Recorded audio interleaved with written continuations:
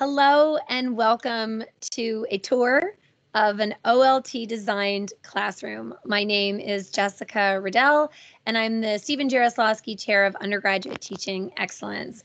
And I'm joined today by Sally Cunningham, who is a fourth year honors English student at Bishop's University and a wonderful collaborator and mentor in my own journey of teaching and learning. And today we'd like to take you on a tour of one OLT designed classroom. Now, the OLTC program was created in June to respond to COVID and to respond to the global pandemic that shifted a lot of our learning online.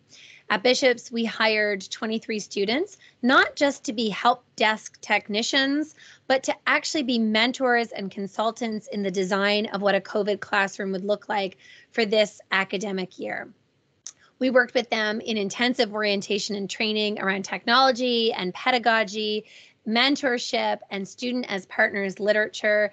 And they went into our classrooms with our faculty members and helped them design for student-centered learning.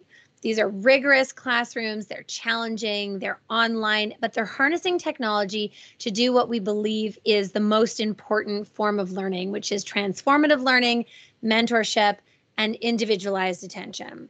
So thank you so much, Sally, for joining me today and for talking about your experiences moving into the online world. Yeah, Bishop's is a school that is so designed on community. I know everyone's face when I walk to school, so losing that with COVID was really hard at first, the thought of not coming back to that same community.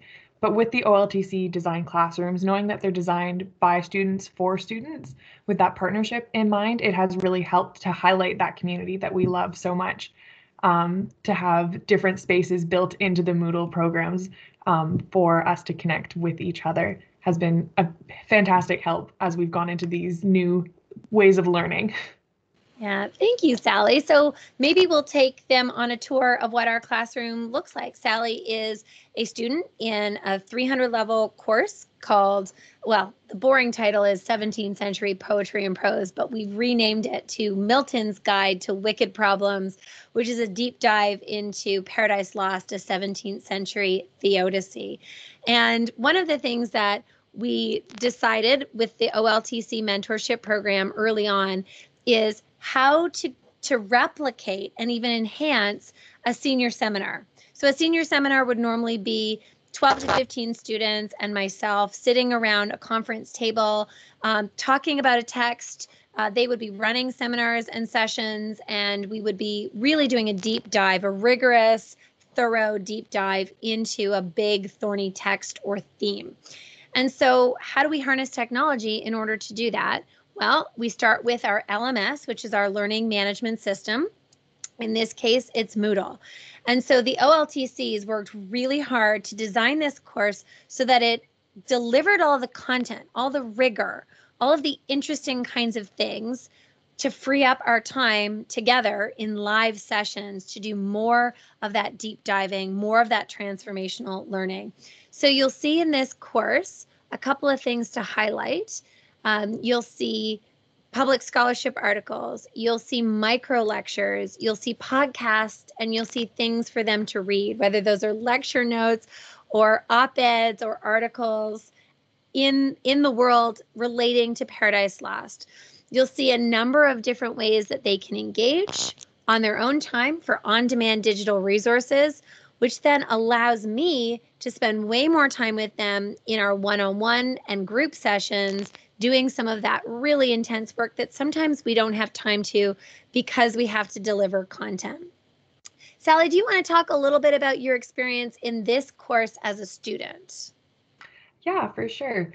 Well, we've had so many discussions that go so much deeper because we have this material beforehand. So we all come to class having prepared with the different podcasts and all of that. And then we get a more personalized approach during the class. We can take the discussion where we want to go and what we want to look into more, which is fantastic for a seminar level.